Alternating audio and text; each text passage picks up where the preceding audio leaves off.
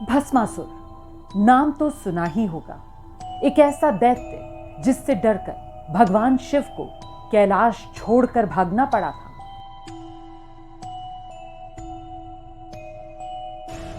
भस्मासुर से डरकर शंकर जी तीनों लोकों में भाग रहे हैं जान बचाने के लिए, और भस्मासुर कालों के काल महाकाल की जान लेने पर उतारू है।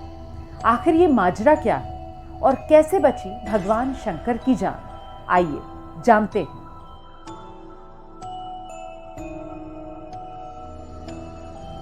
दरअसल भस्मासुर का असली नाम वृकासुर था।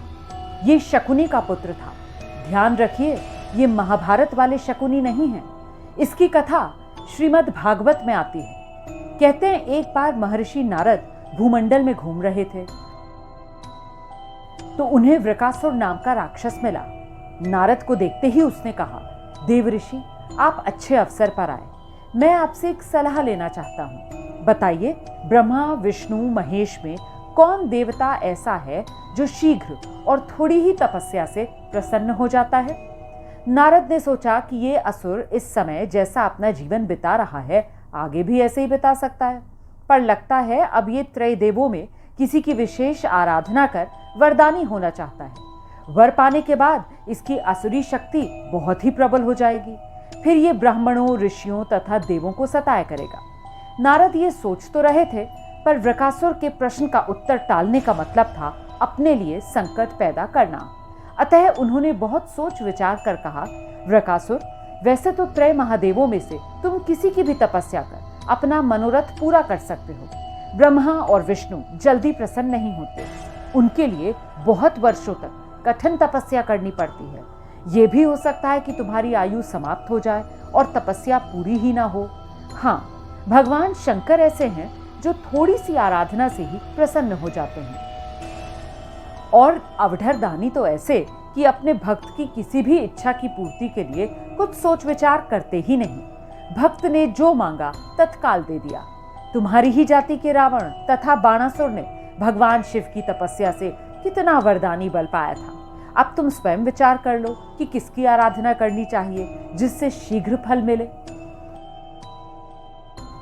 नारद का ऐसा वचन सुनकर वृकासुर ने भगवान शंकर की ही आराधना करने का निश्चय किया और हिमालय के केदार क्षेत्र में जाकर भगवान शिव की आराधना करने लगा। यज्ञ, जप, तप, ध्यान सब प्रकार से वो पूजा पाठ करने लगा, लेकिन सफलता नहीं मिली।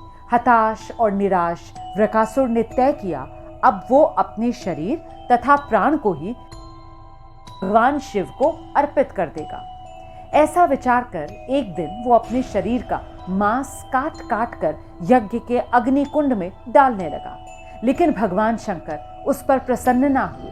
तब ऊब कर एक दिन उसने अपना शीश काटकर भगवान को अर्पित करने का निश्चय किया, और स्नान ध्यान कर जैसे ही उसने खड्ग उठाकर अपना शीश काटना चाहा कि एक भयंकर आवाज के साथ भगवान शंकर प्रकट होकर बोले, वत्स, बस करो, तुम्हारी तपस्या पूर्ण हुई। मैं तुम पर प्रसन्न हूं। निसंकोच कहो, क्या चाहते हो? वर मांगो।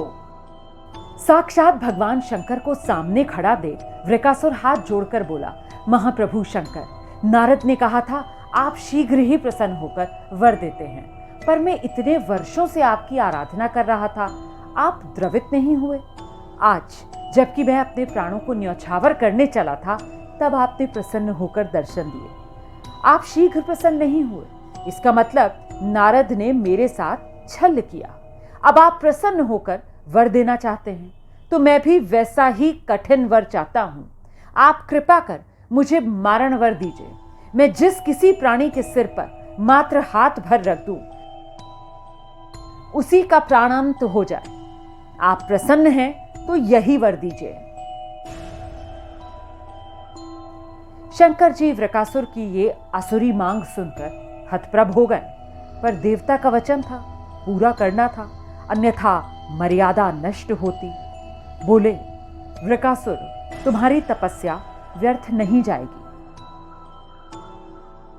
तुमने बहुत कठिन वर की कामना से तपस्या की, इसीलिए तुम्हें तपस्या भी कठिन करनी पड़ी। जाओ, जैसा वर चाहते हो वैसा ही मिलेगा। तुम्हारी मनोकामना पूर्ण होगी। भगवान शिव का आशीर्वाद पाते ही वृकासुर की असुरी वृत्ति जागृत हो गई। कहने लगा, प्रभु, आपका ये वर सत्य है या नहीं, इसकी परीक्षा लेना चाहता हूं। इसीलिए पहले आपके सिर पर ही हाथ रखकर देखता हूं कि इस वर में कितनी सत्यता है। असुर की ऐसी बात सुनकर भगवान शंकर अपने ही जाल में फंस गए। अब क्या करें? ये राक्षस ना कुछ सुनेगा ना ही मानेगा। ऐसा सोचकर ही भगवान शंकर भागे। शंकर को भागता देख उसका क्रोध बढ़ गया। वो पीछा करने लगा। नारद की तरह आपने भी मुझसे छल किया है, वरदान की परीक्षा से डरकर क्यों भाग रहे हैं? शंकर भूमंडल छोड़कर देवलोक तक भागते रहे और वृकासुर भी असुरी शक्ति के बल पर उनका पीछा करता रहा। ऋषि मुनि तथा समस्त देवगण असहाय होकर ये देखते रहे, पर करें क्या? कौन उसके सामने पड़े? अंत में भगवान शिव विष्णु लोक पहुंचे और विष्णु को अपनी विपदा सुनाई।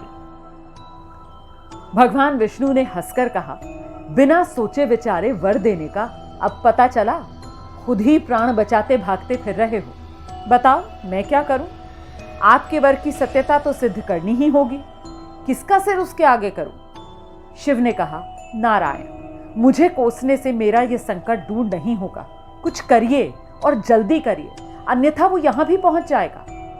भगवान विष्णु ने योग माया से एक रूपवती स्त्री मोहिनी का स्वरूप बनाया और उधर चल पड़े जिधर से वृकासुर आ रहा था। बहुत दूर जाने पर उन्हें वृकासुर आता दिखाई पड़ा। मोहिनी को देखते ही वृकासुर की वासना जागृत हो गई और उसने मोहिनी के सामने शादी का प्रस्ताव रख दिया। मौके पर चौका लगाते हुए मोहिनी रूपधारी विष्णु ने भी शर्त रख दी कि अगर वो उसी की तरह नृत्य कला में पारंगत होगा तभी वो उससे विवाह करेगी। वृकासुर वरदान की बात भूलकर मोहिनी के जाल में फंस गया और मोहिनी के साथ नित्य नृत्य का अभ्यास करने लगा। जब मोहिनी रूपधारी विष्णु को यह भरोसा हो गया कि वृकासुर पूरी तरह से उसके रूप जाल में फंस चुका है, तो भगवान ने नृत्य सिखाने के दौरान ऐसी मुद्रा बनाई जिसमें उन्होंने अपना हाथ अपने सिर पर रखा। बस फिर क्या था, भस्मासुर ने भी बिना देरी किए मोहिनी की तरह अपना हाथ भी नृत्य करते हुए अपने सिर पर रख लिया। सिर पर हाथ रखते ही भयंकर अग्निपुंज प्रकट हुआ और वृकासुर उसमें भस्म होकर राख का ढेर बन गया। मॉरल ऑफ द स्टोरी यह है कि बिना सोचे विचारे किसी को कुछ देना और पाने वाले का दाता को ही संकट में डालने का ऐसे ही परिणाम होता है। कृतज्ञता के उन्माद में विवेक नष्ट हो जाता है और उपलब्धि ही मृत्यु का कारण बन जाती है।